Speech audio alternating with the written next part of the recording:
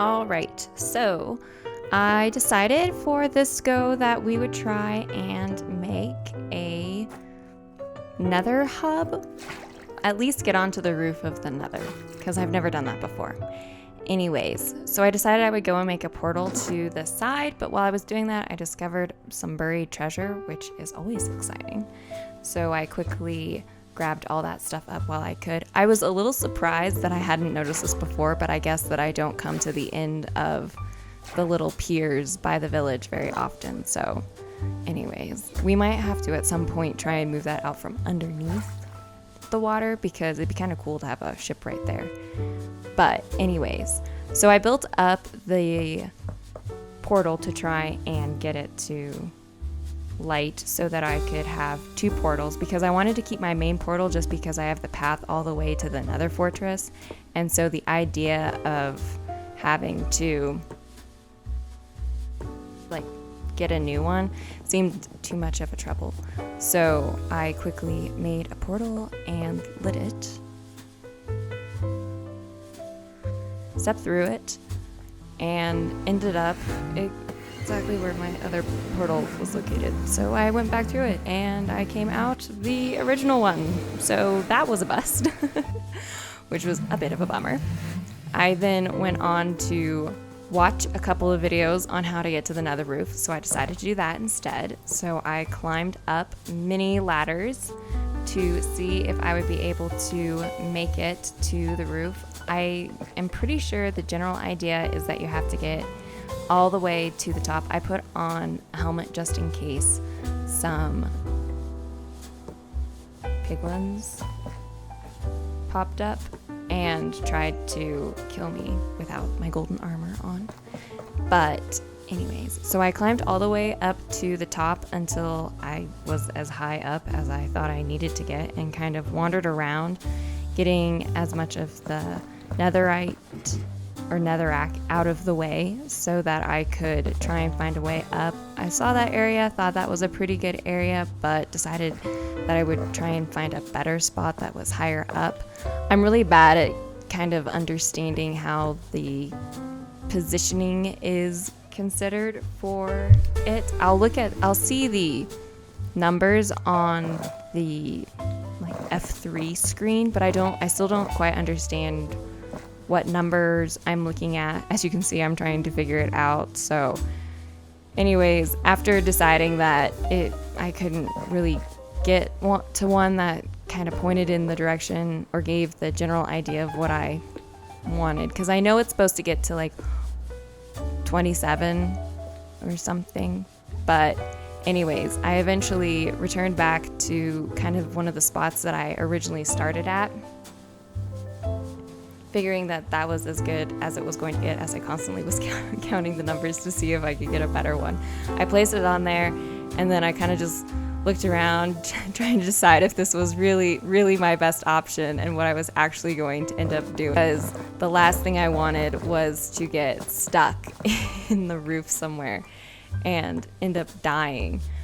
So I checked, and that one was even worse than the one before, so that wasn't an option. So then eventually I just accepted that that was as good as it was going to get, and I kind of just looked at it and I took a deep breath and I said, okay. So I grabbed out my ender pearl, I launched my ender pearl, and I got stuck in the roof and started to die. So I panicked and I got out of the game, fearing that this was the end. I was going to have defeated the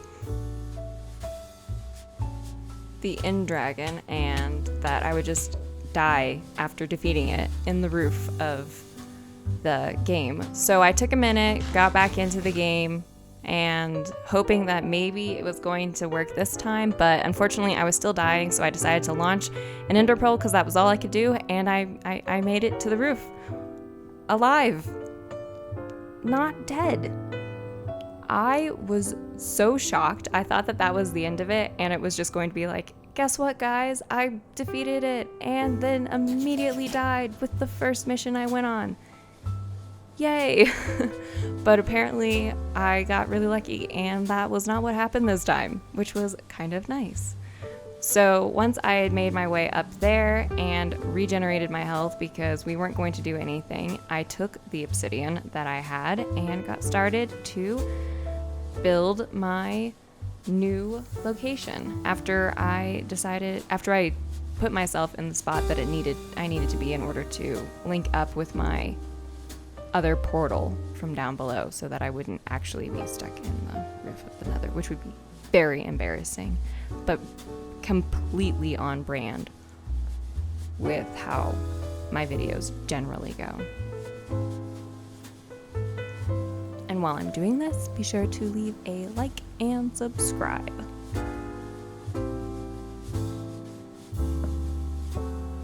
So I built up my Nether portal using netherrack to get up the different sides. I kind of like them being 5x5s, but I just don't have enough lava in order to be able to make them all perfectly 5x5. So we went with what we could make. Yeah, I know. But we made it onto the roof. And then after looking it up, how to do it, I discovered that if I made a portal well above this one, I would be able to keep both of them without losing one of my portals, because I don't really know how to break through the bedrock in order to make it a feasible mode to just have one portal and just drop down into bedrock and through the bedrock back into the main area of the Nether. So we just went with sticking with 2 portals, which is fine.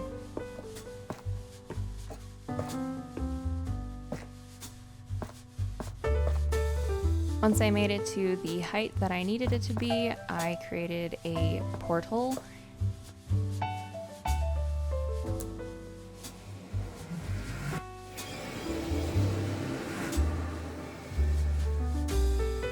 So then I went through the portal just to make sure that it worked, and we successfully did it.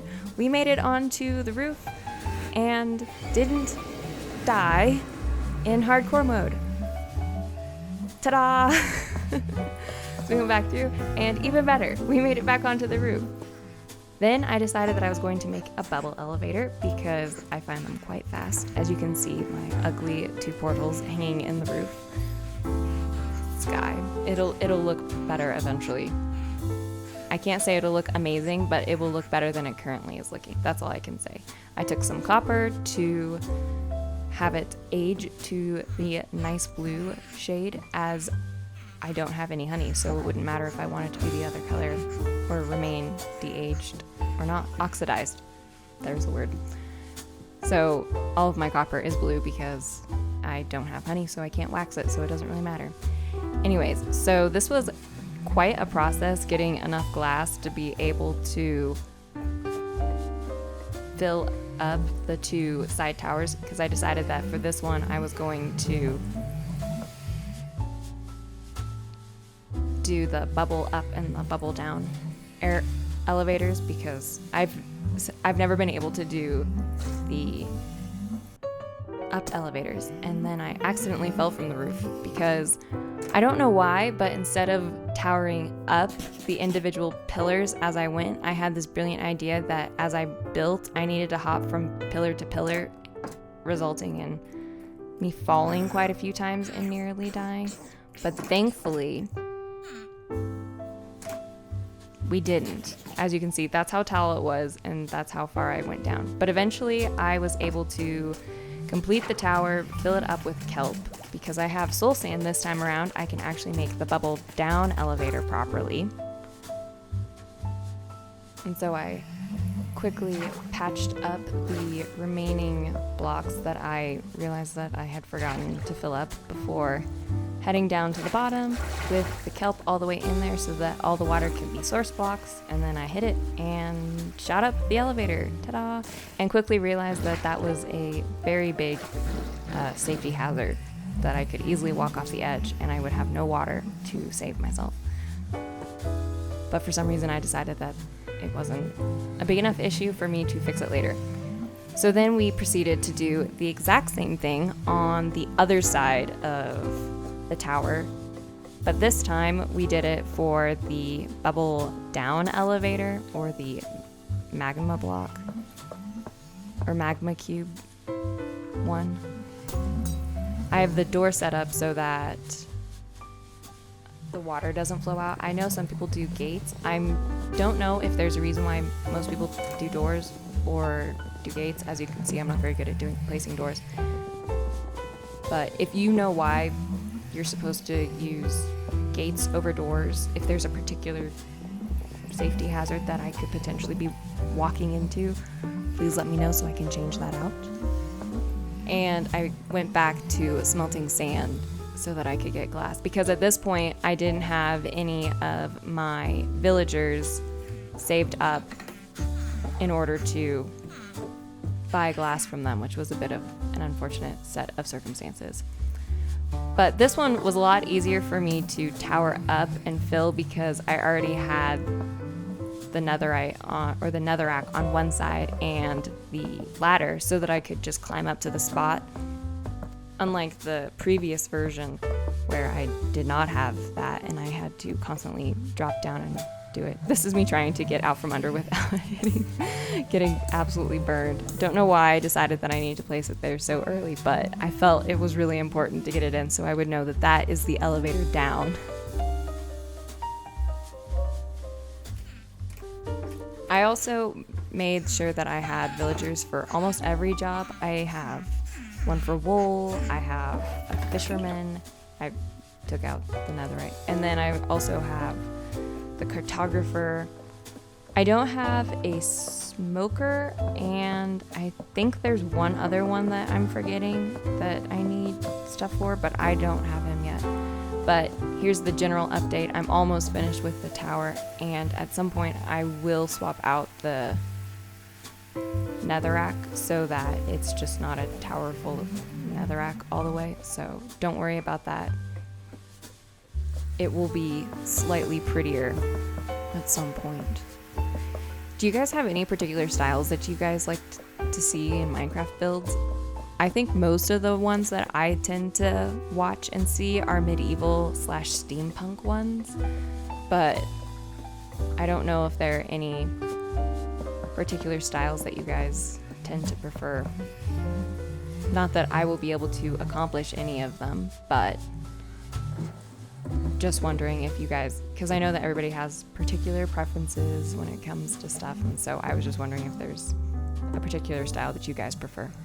And here's where I'm swapping out the glass with, or the netherrack for the glass, so that going up and down the bubble columns is much more exciting.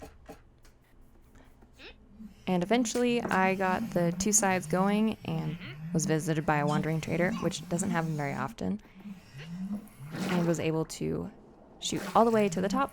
And I put up some nether bricks to make sure that it worked properly and get out onto the roof without too much trouble.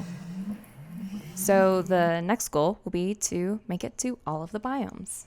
Anyways, see you next week. Bye.